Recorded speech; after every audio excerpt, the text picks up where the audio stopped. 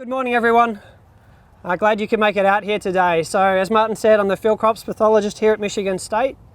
And what you're looking at back here behind me is our head scab, Fusarium head scab nursery. Okay.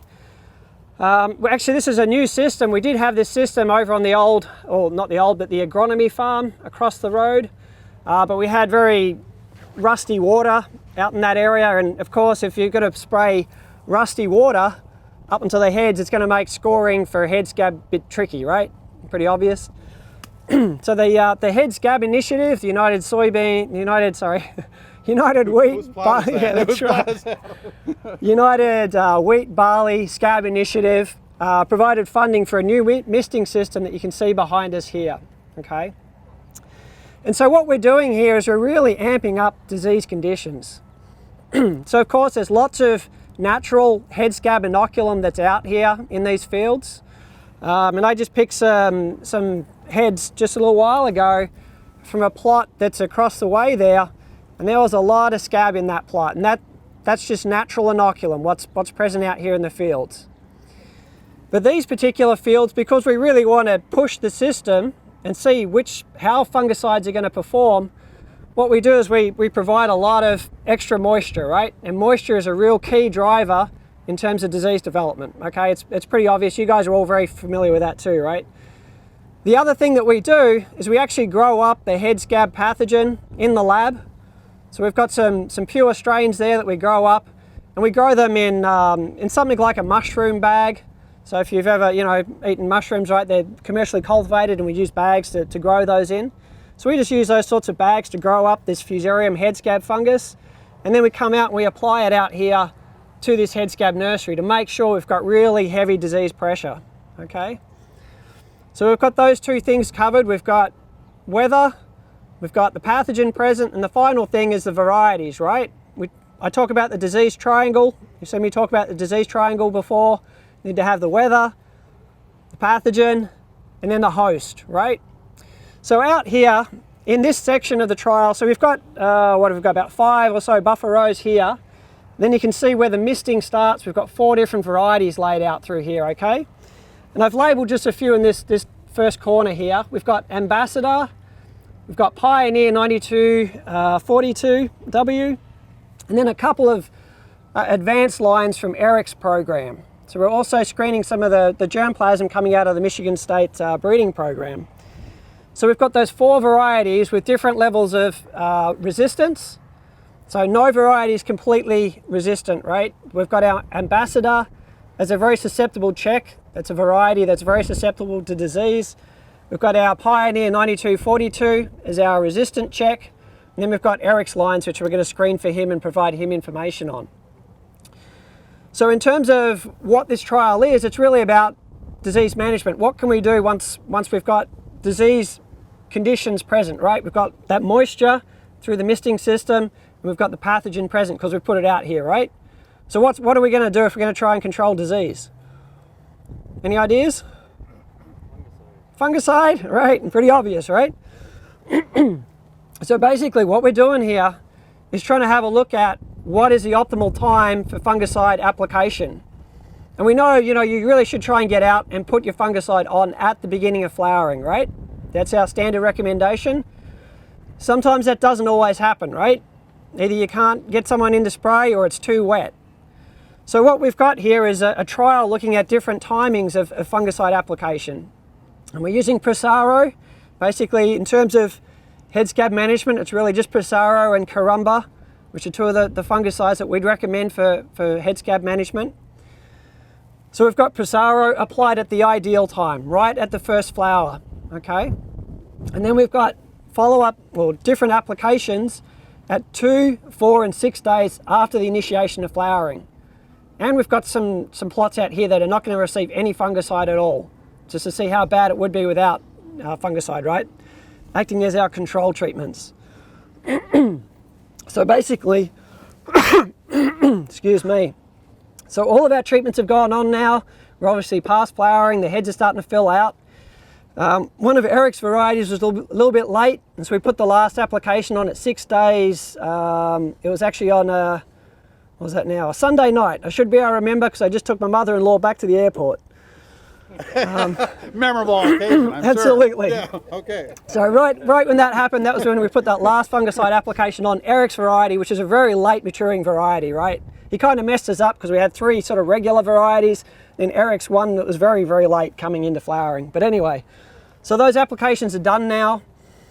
What we're going to do next is come through here as the heads start to turn, wait for that sort of ideal time to come and rate for head scab, and we'll go through the plots and we'll scout basically how many heads are infected and the severity of infection, right? And we'll use that to come up with a disease index score to really know how bad the head scab is out in these plots. That's not the end of the story, of course. So we're also going to harvest these, look at yield, straight up yield, and then most importantly, what is the most important thing with head scab? What's the thing that'll mess you up, right? DON, right? Vomitoxin. So we're going to do DON analysis, vomitoxin analysis on these grain samples. I think we have a new grain sorter as well, so we can go through and look for light kernels too in terms of test weight. So we can sort those out. I think we can also sort them based on colour as well. So that's what we'll be doing with these trials, and we'll be able to provide you with that information at upcoming winter meetings. Martin's also been doing this trial up in the thumb. He's kind of a little bit more restricted. He doesn't have a facility such as this where he can go out and put on irrigation, so he's reliant on natural rainfall conditions and natural disease conditions. And unfortunately, I think we're going to have some pretty good scab this year. You didn't need a system, right? Yeah. Yeah, you didn't need a system this year. Last year, you didn't see that much disease, but I think this year, unfortunately, it's going to be a bad year for scab. Do you want to continue on with any comments? A couple things. Yeah. I can hold that up for you. But just from my perspective, the significance of this, I think, is quite striking. 10 years ago, we really didn't have a team on wheat other than the breeding program. But this is a nice example with Marty and I, our endorsement for management. It's a $10,000 plus investment here, believe it or not. And it's far, far superior to what we've had. So Eric will make the greatest use out of it. But just because we're working together, things happen. And that's really an example of that. And I think that's one of the biggest things that the wheat program has brought. It helped MSU build a wheat team again. And so I'm really pleased about that from a multiple year perspective. But just to give you an idea on wheat, we talk about wheat on corn and soybeans and using fungicides. I mean, wheat just blows them away in terms of the significance of diseases, because we probably won't have genetic engineering. We certainly do not now. But with leaf diseases on wheat, with leaf diseases, we lose 5, 10, 20, 30, 40 bushels every year. And so we really need a strong focus on that. And they're very responsive to management, which is nice. And now this time of year, we're also looking at head diseases, and number one, of course, is head scab. And yeah, I'm really nervous about that, and it's amazing how quickly some of these symptoms are already showing up on these heads. So leaf diseases, the powdery mildew, and the leaf spots, the leaf blotches.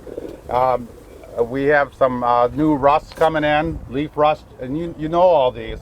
But what I want to impress on you is how important they are. For those of you that do not want to use a fungicide, really be selective in your variety. For the first time, I think, in 30 years watching wheat, we're really getting some varieties that have some pretty nice packages, certainly with the leaf diseases. Big differences, and we can help you sort through those. And then also with head scab, we're finally, and this has been a national effort now, and actually MSU probably started the Scab initiative for a dozen years anyway. Yeah, at least a We're dozen. finally getting some varieties in winter wheats that are really starting to separate themselves out. And so that can be very important too. With white wheat, of course, we're very vulnerable, not because they're more susceptible, but because the limit, we've got 1 part per million banging on us. And if the weather looks cross-eyed, that's enough to get 1 part per million. That's not very much.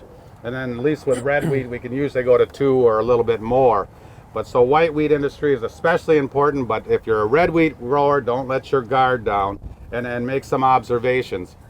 If you don't think these fungicides are good or are making you money, I'd like to hear about it, because that's not what we found after playing with them for many, many years. So good investments, timing, and there's a lot of things that are important, and we can help fine tune based on your farm.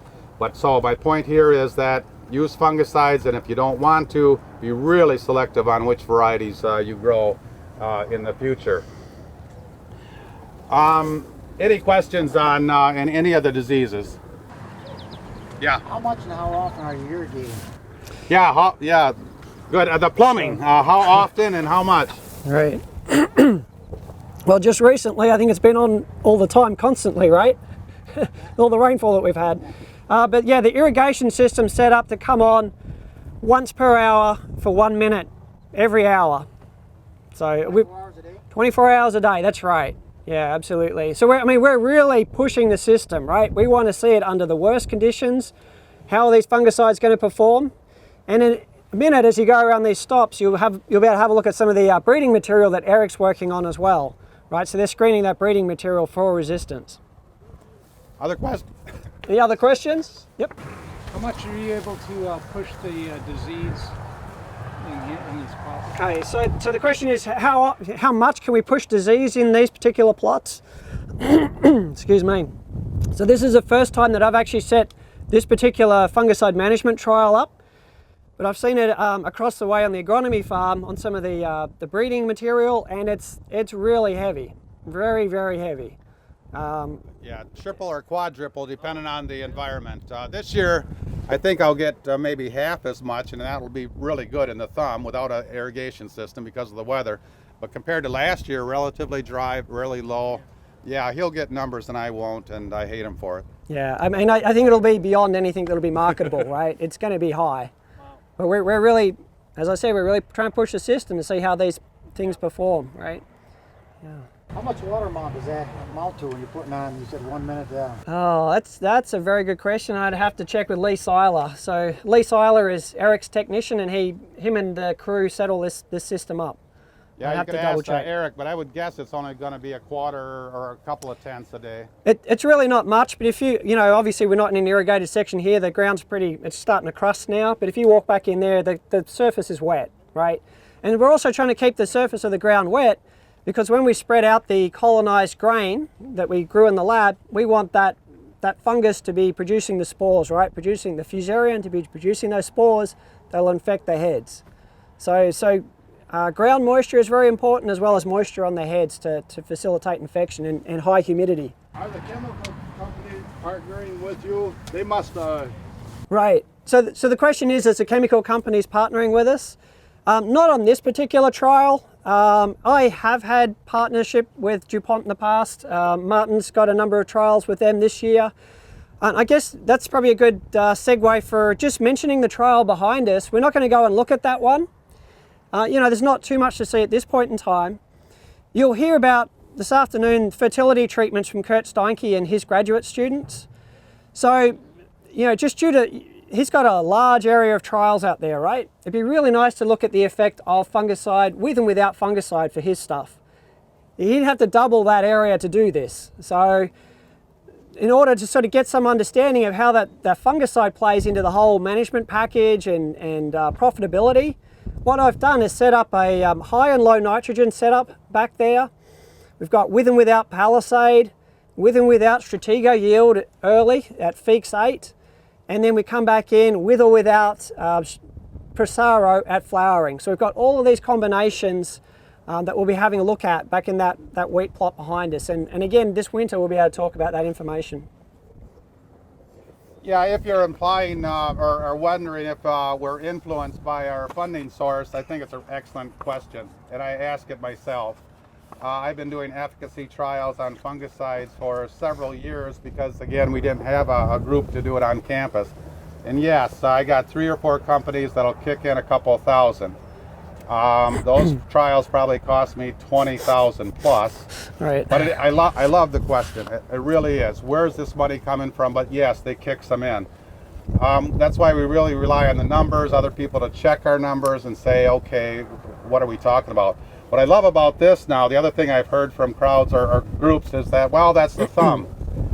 Maybe it's different. I don't think so. But what's nice about this, Marty and I are doing the same trials so we can compare them. And also what I like in terms of team building, we work with the states next door and they're doing the same trial as well. And so, boy, there's a cross-check, but even more importantly, it's duplicated. And we love duplication because it strengthens our numbers. They say, I get this and it's way off. Okay, that tells us something in and of itself.